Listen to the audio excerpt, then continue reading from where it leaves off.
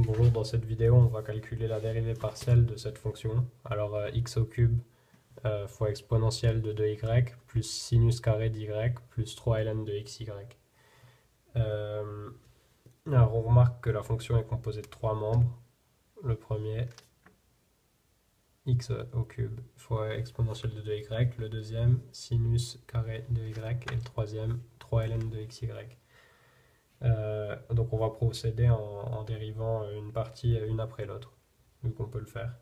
Donc pour le premier membre, il s'agit simplement de dériver x au cube, car e exponentielle de 2y est une constante, vu qu'on dérive par rapport à x, donc ça devient une constante.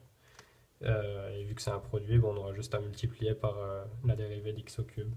On a donc, pour le premier membre, donc la dérivée partielle de f de xy par rapport à x égale 3x au carré fois exponentielle de 2y1, parce que x au cube, sa dérivée, c'est bien 3x au carré. Donc ensuite, pour le membre suivant, c'est sinus carré de y. Ben, là, c'est simple, on dérive par rapport à x, et dans le membre là, il n'y a pas de x, il n'y a qu'un y. Et donc, ce membre, ça devient une constante, et lorsqu'on dérive une constante, lorsqu'on additionne une constante, elle s'annule lors de la dérivation. Donc ça va donner 0.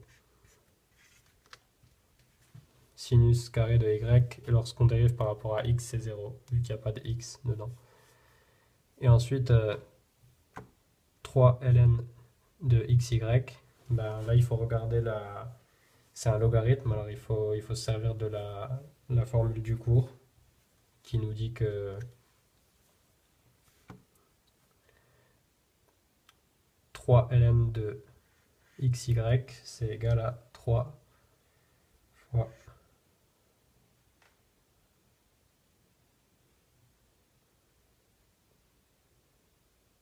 y sur xy.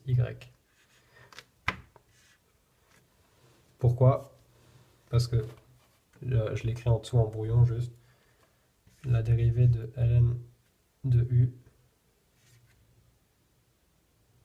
dérivée partielle de x bien sûr de ln de u, c'est égal à u' de xk sur u. Donc là, u' de xk, ça fait bien y, vu que la dérivée partielle de xy, c'est bien y, et u, ben, c'est xy. On le voit ici, u égale xy. Donc voilà. Donc après, on peut simplifier, vu qu'on a y sur xy. Et donc, la dérivée partielle de f de xy par rapport à x, c'est 3x au carré exponentielle de y plus 3 fois, on simplifie y sur y, donc 1 sur x. 3 fois x, donc 3 sur x.